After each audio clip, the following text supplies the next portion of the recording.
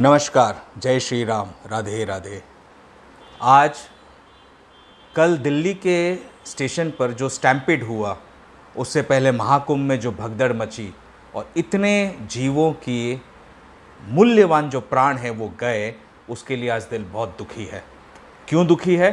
क्योंकि ये मनुष्य जीवन बड़ी मुश्किल से मिलता है और इस मनुष्य जीवन को किसी के गैर जिम्मेदाराना हरकतों की वजह से यदि गंवा दिया जाता है तो उसका दोषी कौन, उन दोषियों को पकड़ने वाला कौन और उनको जिम्मेदार ठहराने वाला कौन। यहाँ तो ऐसा होता है, हम देखते हैं हमारे देश में कि हादसों का इंतजार किया जाता है और हादसों के होने के बाद ही हर कोई हरकत में आता है, केवल अपना पलड़ा झाड़ने के लिए। मैं आज आपको आज के वीडियो में इतनी सटीक जानकारी दूंगा कि इन हादसों का कारण क्या है, कौन जिम्मेदार है इसमें और क्यों कोई ठोस कदम नहीं उठाए जाते हैं ऐसे कि जिससे कि हादसे हो ही नहीं। आपको याद होगा, अभी से कुछ महीने पहले ही मैंने रेलवे के लिए एक बहुत बड़ा वीडियो जाहिर किया था, जिसमें मैं दिल्ली से ट्रैवल कर रहा था और दिल्ली से ट्रैवल करते समय मैंने उसमें बताया था कि रेलवे के पॉलिसीज़ में कितनी खामियां हैं।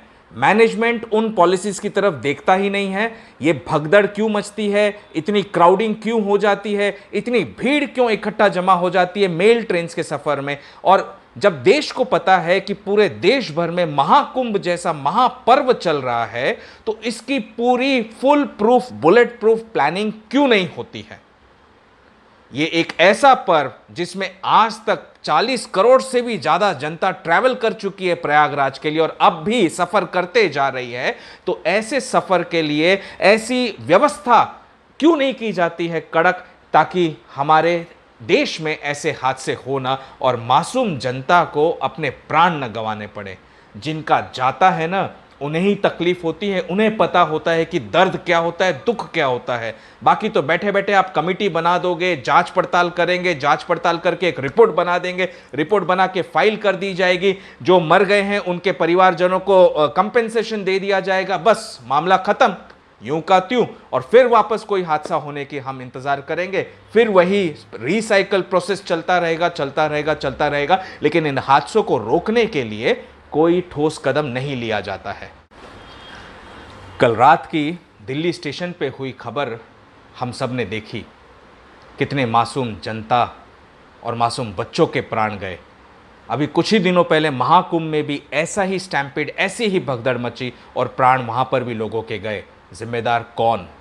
मैनेजमेंट करने वाले लोग जिम्मेदार हैं, सरकार जिम्मेदार है, आम जनता जिम्मेदार है। ये कौन लेगा इसकी जिम्मेदारी और कौन है जिम्मेदार इन सारी व्यवस्थाओं को करने वाला? आज मैं आपको अपने वीडियो में ऐसी सटीक जानकारी दूंगा जिसमें आपको हर महकमे की पॉलिसीज में जो कमियां हैं वो आपके सामने लाऊंगा। लाने का उद्देश्य केवल एक ही है कि हर बार हादसा होने का इंतजार नहीं करना है हमें।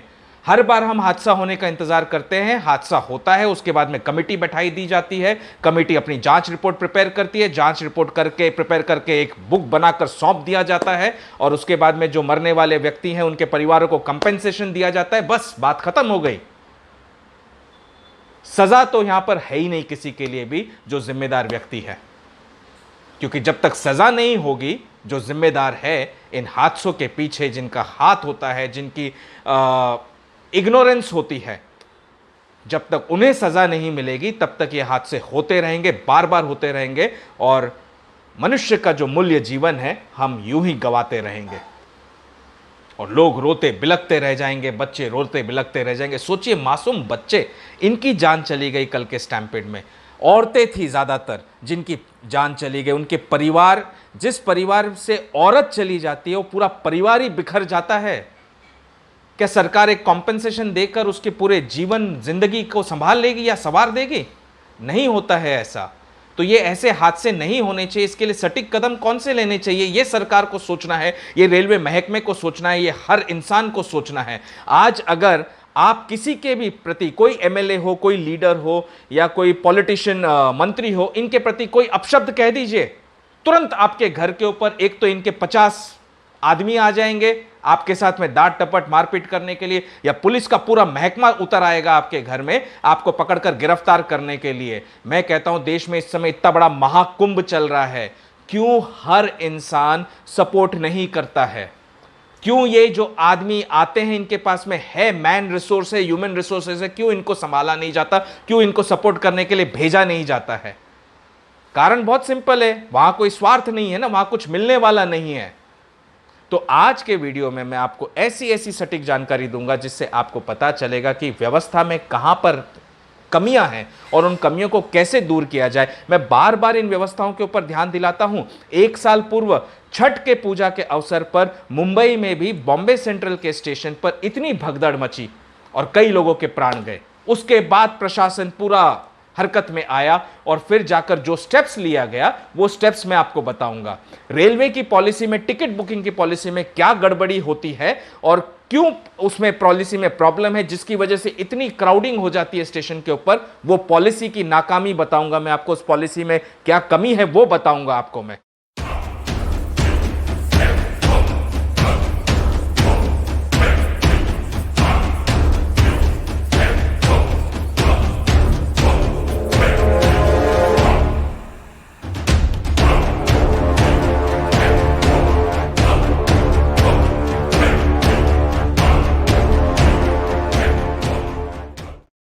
हमने देखा कि दिल्ली के रेलवे स्टेशन पर जिस समय हादसा हुआ, हादसे से पहले से हर एक घंटे में 1500 प्लेटफॉर्म टिकट्स जारी किए, रिलीज हुए, परचेज किए गए। 1500 प्लेटफॉर्म टिकट हर एक घंटे में। सोचिए 1500 लोग रेलवे स्टेशन पर, वो लोग थे जाने वाले जिनको सफर करना ही नहीं था।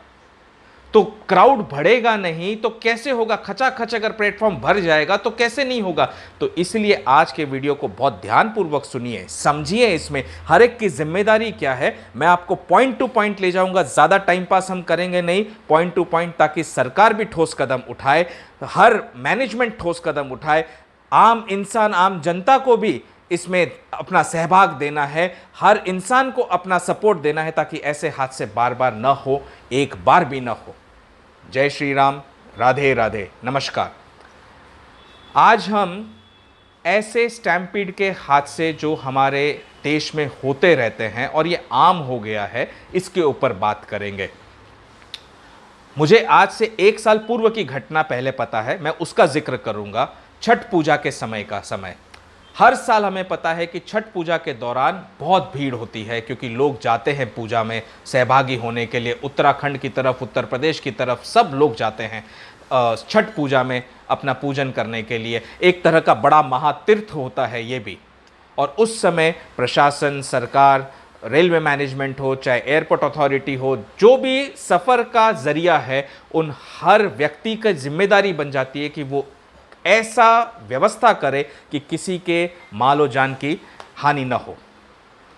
लेकिन फिर भी हानि होती है, हादसे होते हैं, स्टैम्पेड होता है, लोगों की जान जाती है, कमेटी बैठाई जाती है, रिपोर्ट बनाई जाती है, लोगों को कंपेंसेशन दिया जाता है, रिपोर्ट वहीं पर ख़त्म हो जाती है और फिर अगले वर्ष फिर कहीं ना कहीं वापस से यही हादसा दोहराया जाता है।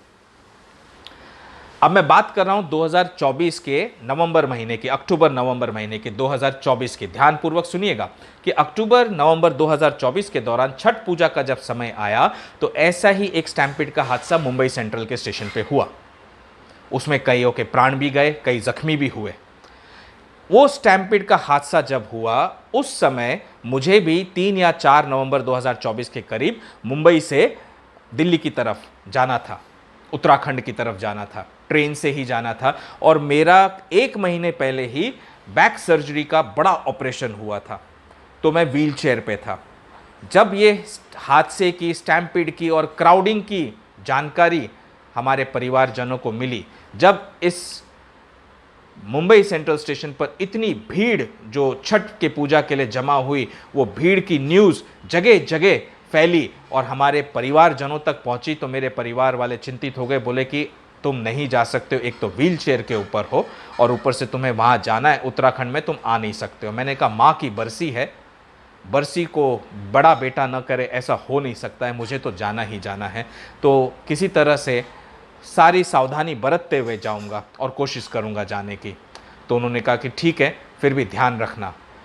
अब ये जो मुंबई सेंट्रल पे इतनी बड़ी भीड़ जमा हो गई थी ना, और जिसके कारण बहुत जो व्यवस्था है वहाँ पर वो तस मतलब व्यस्त हो गई थी, अस्त व्यस्त हो गई थी सारी की सारी व्यवस्था। उसके बाद वहाँ पर रेलवे मैनेजमेंट शायद हलचल में आया, सरकार शायद हलचल में आई, क्योंकि जिस दिन मैं 3 नवंबर के दिन मुंबई सेंट्रल के रेलवे स्टेशन पे पहुंचा तो वहाँ पर रेलवे मैनेजमेंट का इतना सुंदर प्रबंधन देखकर मैं दंग रह गया कि रेलवे अगर चाहे, रेलवे कर्मचारी यदि चाहे, सरकार यदि चाहे तो जैसे एयरपोर्ट्स पे व्यवस्था होती है वैसे रेलवे स्टेशन पर भी वैसी व्यवस्था कर सकती है, पर करती नहीं है। क्यों? वो मैनेजमेंट जाने और सरकार जाने। अब वो क्या व्यवस्था देखी मैंने, जैसे ही मैं रेलवे स्टेशन की एंट्री पर पहुंचा, मुंबई सेंट्रल की स्टेशन की एंट्री पर, पहले तो गाड़ियों का वहां पर पार्किंग बंद कर दिया गया था।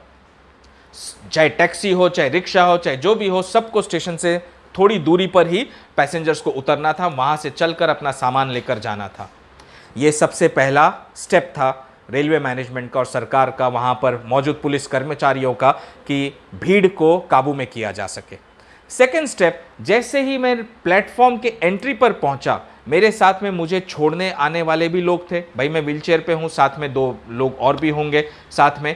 तो जैसे हम उस एंट्री पे पहुंचे तो वहां पर रेलवे के कर्मचारी खड़े थे, टीटीस खड़े थे, पुलिस कर्मचारी खड़े थे, और उन्होंने साफ शब्दों में कहा कि सर, जिसकी टिकट है सफर करने की वही रेलवे प्लेटफॉर्म में एंट्री कर सकता है, बाकी कोई नहीं कर सकता। मैं दंग रह गया। मैंने कहा ऐसा क्यों? और जो पिकअप करने के लिए जा रहे हैं, वो चाहे पिकअप करने के लिए जा रहे हो चाहे ड्रॉप करने के लिए जा रहे हो, पिकअप और ड्रॉप करने वालों को एंट्री नहीं है। जो सफर कर रहा है, ट्रैवल कर रहा है, वही प्लेटफॉर्म पर जा सकता है, बाकी कोई नहीं जा सकता है। अब आप सोचिए, हम भारतवासी हैं, हम जानते हैं कि हम पिकअप करने के लिए, ड्रॉप करने के लिए, अगर एक व्यक्ति भी अगर जा रहा है सफर करने के लिए तो उसके साथ 5-5, 6-6 फैमिली मेंबर्स चले जाते हैं ड्रॉप करने के लिए या पिकअप करने के लिए। और अगर 1000 लोग सफर कर रहे हैं और हर एक 1000 में से व्यक्ति के साथ में 3-3 व्यक्ति भी चले गए ड्रॉप या पिकअप करने के लिए, तो 1000 व्यक्ति के सफर के लिए 3000 का क्राउड तो ऐसे ही हो जाएगा प्लेटफॉर्म के ऊपर। लेकिन उसको कंट्रोल किया गया मुंबई सेंट्रल स्टेशन पर। जिस दिन मैं ट्रैवल कर रहा था, मैं देखकर दंग रह गया, भीड़ का नामो निशान नहीं था। प्लेटफॉर्म पर, हर प्लेटफॉर्म पर पुलिस थी, हर प्लेटफॉर्म पर टीसी था, हर एंट्री और एग्जिट पॉइंट पर पुलिस और टीसी और रेलवे कर्मचारी थे, जिन्होंने इस बात का पूरा ध्यान रखा कि कोई भी जो सफर नहीं कर रहा है वो रेलवे स्टेशन पर आए ही नहीं। प्लेटफॉर्म टिकट्स को ही बंद कर दिया गया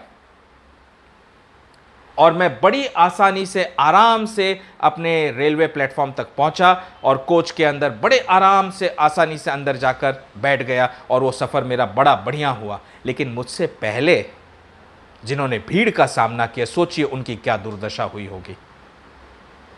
तो ये पहला स्टेप है, जो छठ की पूजा के समय भीड़ पिछले साल जमा हुई थी, उसको काबू करने के लिए, रोकने के लिए मुंबई की सरकार ने, जो भी सरकार थी और रेलवे मिनिस्ट्री थी, मैनेजमेंट था, पुलिस अधिकारी थे, इन्होंने स्टेप लिया और उस भीड़ को कंट्रोल किया गया और कोई हादसा हुआ नहीं। तो जब देश में हमें यह पता है कि इतना बड़ा पर्व महाकुंभ चल रहा है, जिसमें 40 करोड़ से भी ज्यादा लोग अब तक प्रयागराज की ओर सफर कर चुके हैं और अभी भी सफर करते जा रहे हैं और आना जाना लगा हुआ है, हर स्टेशन भीड़ भरा हुआ है, यह स्टेप हर रेलवे स्टेशन पर क्यों नहीं लिया जा रहा है? क्यों प्लेटफॉर्म टिकट स्टॉप नहीं की जा रही है? क्यों उन लोगों को रोका नहीं जा रहा है जो पिकअप और ड्रॉप के लिए आ रहे हैं? अरे जनाब, आधी भीड़ आपकी वहीं खत्म हो जाएगी। हमारे पास में अतिरिक्त बल है, सेना फोर्सेस हैं, पुलिस फोर्सेस हैं, क्यों इनका उपयोग नहीं किया जा रहा? क्यों ट्रेनों के स्टेशनों पर इतनी पत्थरबाजी, इतने एक्सीडेंट्स, इतनी हादसे हो रहे हैं? हमने देखा है न्यूज में पिछले 1 महीने में लोग रेलवे इंजन के अंदर घुसकर ड्राइवर को बाहर निकालकर बैठ गए हैं। जिनकी टिकट नहीं है वो ट्रैवल कर रहे हैं और जिनके पास में टिकट है लेकिन हाफ कंफर्म्ड है वो भी ट्रैवल कर रहे हैं। अब इसके ऊपर भी मैं आपको बहुत बढ़िया जानकारी देता हूं रेलवे की पॉलिसी के बारे में। अगर आप सुनोगे ना तो आप दंग रह जाओगे और आपको पता चलेगा क्यों ट्रेनों में इतनी भीड़ होती है। नंबर 1, जब महाकुंभ जैसा पर्व चल रहा है तो यहां पर प्रशासन चूक गया अच्छे सावधानी बरतने के लिए और अच्छा प्रोटेक्शन देने के लिए। आप सोचिए, अगर पूरे देश भर में किसी प्रकार का कोई हादसा होता है या कोई दंगा होता है, कुछ भी होता है, तो कैसे सारी मिलिट्री फोर्स, सारे अतिरिक्त बल, सारे फोर्सेस हर शहर में, हर प्लेटफॉर्म पर, हर रोड पर आ जाते हैं तुरंत की तुरंत कि कोई भी हादसा ना हो, कोई अनहोनी ना हो। तो महाकुंभ जैसे पर्व के लिए रेलवे स्टेशन पर से पुलिस फोर्स क्यों गायब है? क्यों अतिरिक्त बल गायब थे? क्यों इतने रेलवे जो पब्लिक प्रॉपर्टी है उसको तोड़ा गया? पब्लिक को कितनी परेशानी की गई? क्यों डब्बे के डब्बे भर भर कर जा रहे हैं? बिना टिकट के यात्री ट्रैवल कर रहे हैं, वो टिकट्स चेक क्यों नहीं की जा रही है एंट्री पॉइंट के ऊपर ही? अब जो रेलवे की पॉलिसी में जो खामी है ना सबसे बड़ी, उसको ध्यानपूर्वक सुनिएगा। अभी मेरे भी जानकारी के कई लोग हैं जो लोग प्रयागराज की ओर गए, कुंभ में जाकर स्नान कर कर आए। अब ऐसे लोगों में जब टिकटें बनती है ना रेलवे की, तो समझिए 8 मेंबर्स ने टिकट बनाई, सेकेंड एसी की, थर्ड एसी की, या जनरल क्लास की, या फर्स्ट एसी की, और 8 मेंबर की टिकट जब बनी उसमें से 2 की ही टिकट कंफर्म हुई, बाकी 6 की कंफर्म नहीं हुई, वेट लिस्ट में है। रेलवे की पॉलिसी क्या कहती है? यदि 8 मेंबर की टिकट में 1 मेंबर की भी टिकट कंफर्म हो गई है ना, तो बाकी 7 के 7 मेंबर सफर कर सकते हैं, क्योंकि टिकट तो खरीदी हुई है, खाली सीट अवेलेबल नहीं है उनके लिए। तो 7 मेंबर रेलवे में ट्रेन में सफर करके जा सकते हैं अगर एक भी कंफर्म टिकट है। इस बात के ऊपर मैंने बड़े जोर शोर से कहा था आज से कुछ 1-2 महीने पहले ही, जब मैं दिल्ली से मुंबई की तरफ आ रहा था, और उस समय फर्स्ट एसी के डब्बे में मैं बैठा हुआ और मेरे ही कोच के अंदर 2 पैसेंजर ऐसे एंट्री किए जिनमें से एक की टिकट कंफर्म थी, एक की टिकट कंफर्म नहीं थी, और मेरी टीसीस के साथ में बहुत डिबेट हुआ वहां पर उनके साथ में। और मैंने कहा कि ऐसे क्या? तो उन्होंने कहा भाई हम क्या कर सकते, रेलवे की पॉलिसी है।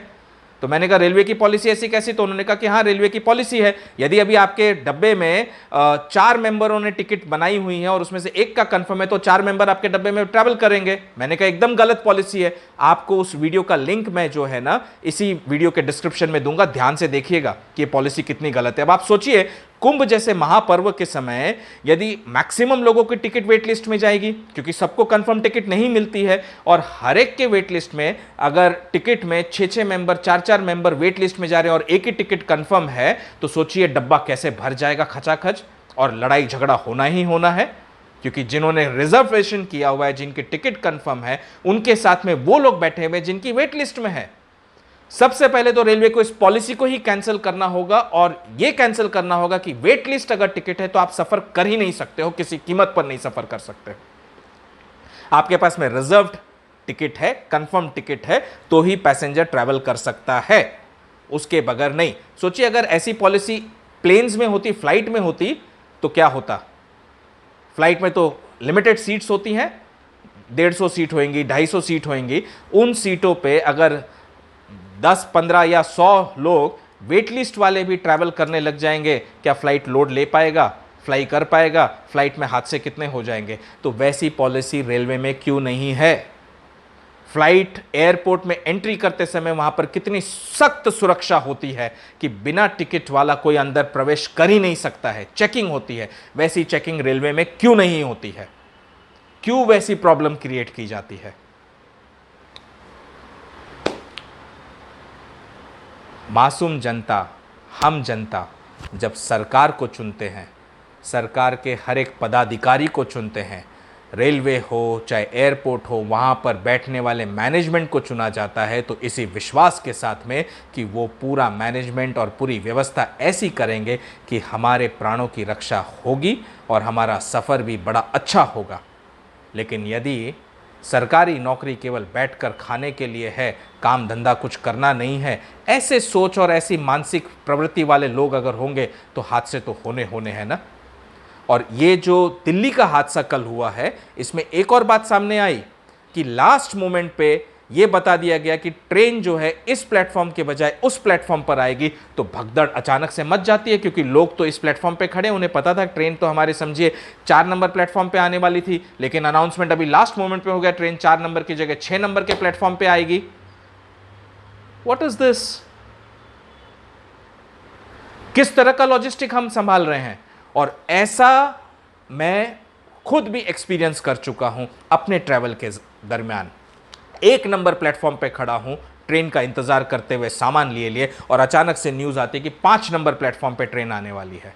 अब 1 नंबर से 5 नंबर पे एक प्लेटफॉर्म पे जाने के लिए सारा सामान उठाओ, फिर एकदम जल्दी जल्दी भागो क्योंकि ट्रेन छूट जाएगी, लास्ट समय रह गया है, सबको हड़बड़ी हो जाती है, और उस भगदड़ में मासूम लोगों की जान चली जाती है।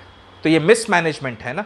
पूरी तरह से मिसमैनेजमेंट है, क्योंकि हर बार यह हादसा होता है। और ये प्रॉब्लम ये भगदड़ और स्टैम्पिड की नहीं है, ये प्रॉब्लम हर जगह की है, हर स्थान की है। आप देखिए उप महानगरों में भी और उप महानगरों में भी कितने हादसे हो जाते हैं आगजनी के, फायर हो जाता है, कहीं एक्सीडेंट्स हो जाते हैं, रोड एक्सीडेंट हो जाता है, फायर हो जाता है। मैंने रोड एक्सीडेंट्स और रोड में भी देखा हुआ है, रोड पर रोड सेफ्टी के लिए आरटीओ ऑफिसर्स को खड़ा किया जाता है ताकि वो सेफ्टी को पहले ध्यान में रखे, ना कि इसलिए कि वे सिग्नल के पीछे छुप कर खड़े रहे और यह देखे कि कौन तोड़कर जा रहा है सिग्नल, और फिर जाकर अचानक से सामने आकर उसको पकड़ ले और पकड़कर फाइन मारे या फिर रिश्वत खाए। आरटीओ का रिस्पॉन्सिबिलिटी होती है कि वो सामने खड़े रहें। यदि सामने खड़े रहेंगे तो कोई हिम्मत ही नहीं करेगा ना सिग्नल तोड़कर जाने की या कोई भी गैर कानूनी हरकत करने की। पुलिस का भी काम होता है सामने रहे, सामने रहती है तभी तो कोई हरकत नहीं होती है। आप छुप कर खड़े रहोगे कि सामने वाले को गलत काम करने दो फिर हम पकड़ेंगे, ये कौन सा मैनेजमेंट, कौन सा रूल हुआ? हर महानगर, हर उप महानगर में म्युनिसिपल कॉरपोरेशंस होती है। जो म्युनिसिपल कॉरपोरेशन का काम होता है, पूरे जितने दुकानें होती हैं, सड़कों के ऊपर जो ठेले लगते हैं, इनका सबका देखभाल करना, इनका ध्यान रखना कि कोई भी गैर कानूनी काम नहीं कर रहा है। लेकिन गैर कानूनी काम तो हमारे नाक के नीचे से होते जाती है। रिश्वत पे रिश्वत लिया जाता है, फाइन पे फाइन मारा जाता है। एक दिन उठकर आ जाते हैं अचानक से और सब बुलडोजर लेकर तोड़ना चालू कर देते हैं, सब कुछ करना चालू कर देते हैं। जब एकदम से कोई कमिटी बैठती है, कोई रिपोर्ट होता है, तब तक सब आराम से चलता रहता है। यकीन मानिए, जो कंसर्न अथॉरिटीज है हर महानगर और उप महानगर के, रिपोर्ट्स निकालिए, ऐसी कई बिल्डिंग्स आपको मिल जाएंगी जिनके ओसी भी नहीं आए हुए हैं। ओसी यानी ऑक्यूपेंसी सर्टिफिकेट नहीं मिला हुआ इन बिल्डिंग्स को। उन बिल्डिंग्स में भी रेस्टोरेंट्स चलते हैं, दुकान चलती है, जिन दुकानों को, रेस्टोरेंट्स को हेल्थ का लाइसेंस जरूरी होता है, फायर का लाइसेंस जरूरी होता है, लेकिन ये लाइसेंस उन्हें नहीं मिल सकता है क्योंकि बिल्डिंग को ही ओसी नहीं मिला हुआ है। फिर भी ये दुकान चल रहे हैं। किस बेस पे चल रहे हैं और कौन इन्हें चलने दे रहा है? इसका जिम्मेदार कौन है? Municipal corporation. क्योंकि म्युनिसिपल कॉर्पोरेशन के कर्मचारी इन दुकानों के पास, रेस्टोरेंट के पास जाते हैं, बोलते हैं आपके पास में लाइसेंसेस नहीं है, पैसा खिला दिया जाता है, रिश्वत ले ली जाती है। जो रिश्वत नहीं देता है, जो पैसा नहीं देता है, उसको बड़ा सारा चिट्ठी बना के, फाइन बनाकर कोर्ट में भेज दिया जाता है और कोर्ट में वो इंसान जाकर पेनल्टी भर के फिर आ जाता है, फिर से दुकान चलाने लग जाता है। तो कोर्ट का रूल क्या होना चाहिए? भाई, अगर कोई गलत काम कर रहा है तो उस काम को बंद करो, पेनल्टी करो, फाइन करो, लेकिन काम बंद भी तो होना चाहिए। वो नोटिस भी तो जाना चाहिए कि उधर वो दुकान हो ही नहीं सकती है, उसको इमीडिएटली बंद करो। वहां पर फायर का लाइसेंस आपके पास नहीं है और फायर की चीजें अलाउड नहीं है यूज करना, तो आप नहीं कर सकते हो, मतलब नहीं कर सकते हो। इस स्थान पर ठेले नहीं लग सकते, मतलब नहीं लग सकते हैं, लेकिन ठेले लगते हैं, हर जगह जगह लगते हैं, भर भर कर लगते हैं। पुलिस भी खाती है उसमें। जो जिसका मन आता है, गुंडे होते हैं, एमएलए होते हैं, जो भी होता है, जिनको जो मन आता है वो हर एक हफ्ता वसूली करता है और हर जगह पर ऐसा काम, ऐसा कांड चलता रहता है जब तक कि कोई हादसा नहीं होता है। कौन रोकेगा इसे? कौन जिम्मेदार है इसमें?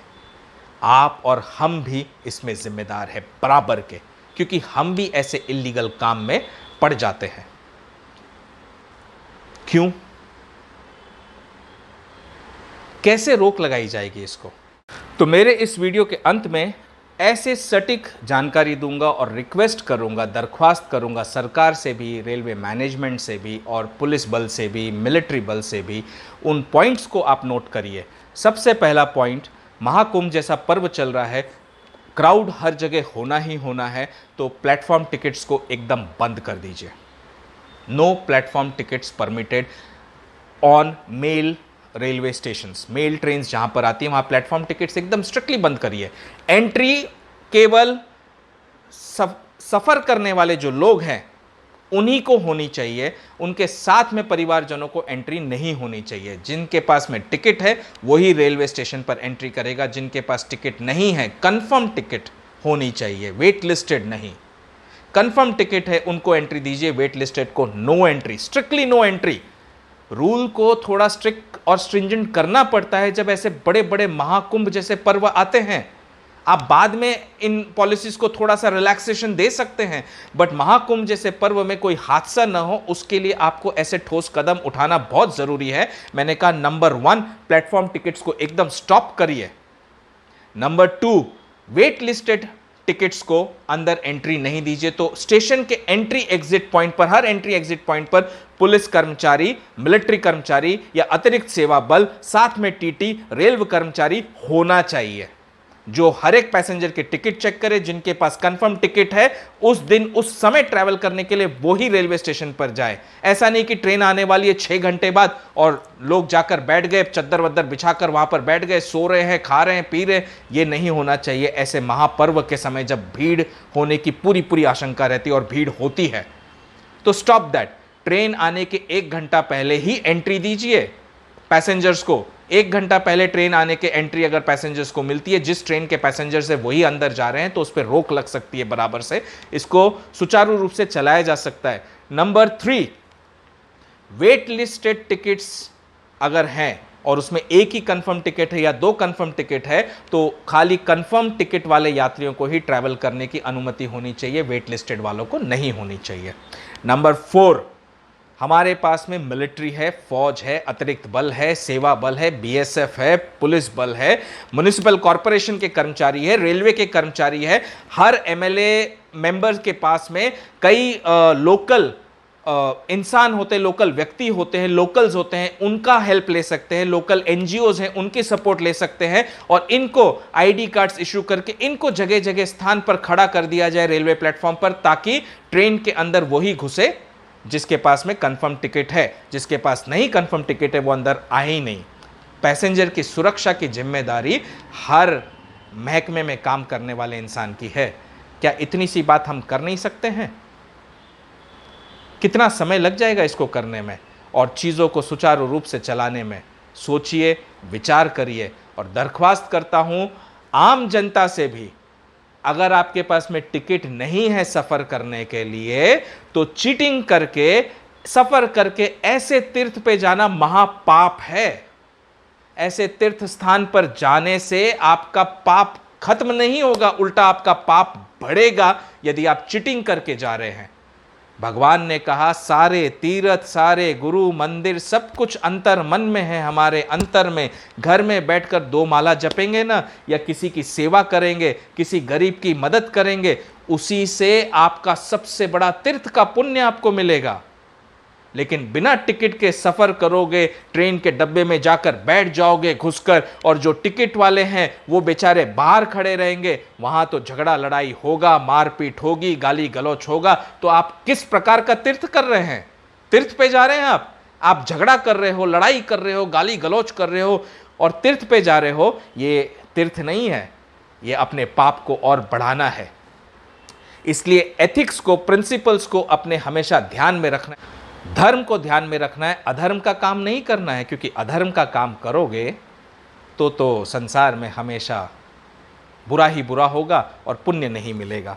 तो मैंने जितनी बातें कही इसको सोचिए, विचार करिए और सबसे निवेदन करूंगा कि ऐसा ठोस कदम उठाओ कि किसी के जान न जाए। प्राण जो है बहुत मूल्यवान होते हैं और हर एक इंसान के प्राण की रक्षा उसे स्वयं भी करना चाहिए और सरकार को भी करना चाहिए, हर महकमे में काम करने वाले कर्मचारियों को भी करना चाहिए। नहीं तो हम तो ऐसे मरते रहेंगे, आम जनता ऐसे ही अपने प्राण गंवाती रहेगी और ये संसार ऐसे ही चलता रहेगा। यदि इस पूरे वीडियो में कुछ भी बोलने में मुझसे किसी भी प्रकार की कोई भूल हुई हो तो मैं क्षमा चाहता हूँ, क्योंकि मेरा आशय एक ही है, प्राण न जाए ऐसे व्यर्थ। जीवन बड़ी मुश्किल से मिलता है, बड़ी कठिनाई से मिलता है, तो हमारे प्राण जो है ना ऐसे आसानी से और व्यर्थ नहीं जाने चाहिए। हमारे प्राणों की रक्षा होनी चाहिए। उसका कर्तव्य सबसे पहले हमसे शुरू होता है, फिर प्रशासन से शुरू होता है। आज के लिए केवल इतना। जिनके प्राण गए उन परिवारों को ईश्वर जो है सहानुभूति दे, उन्हें शक्ति दे कि वो अपनों को खोए हुए के दुख से बाहर निकल सके। और प्रशासन से यही निवेदन करूंगा कि किसी भी प्रकार किसी की भी सपोर्ट लीजिए आप, महाकुंभ जैसे पर्व में सबका सपोर्ट लेना चाहिए और सपोर्ट लेकर व्यवस्था को सुव्यवस्थित करने की आवश्यकता है। ऐसे लोगों के प्राण नहीं जाने चाहिए, चाहे कोई भी बड़े से बड़ा पर्व हो, कैसा भी हो। और policies and rules and regulations को फॉलो कराने के लिए स्ट्रिक्ट कदम उठाने की बहुत आवश्यकता है। वहाँ लीनियंसी नहीं होनी चाहिए ज़रा भी। जय हिंद, जय भारत, जय श्री राम, राधे राधे।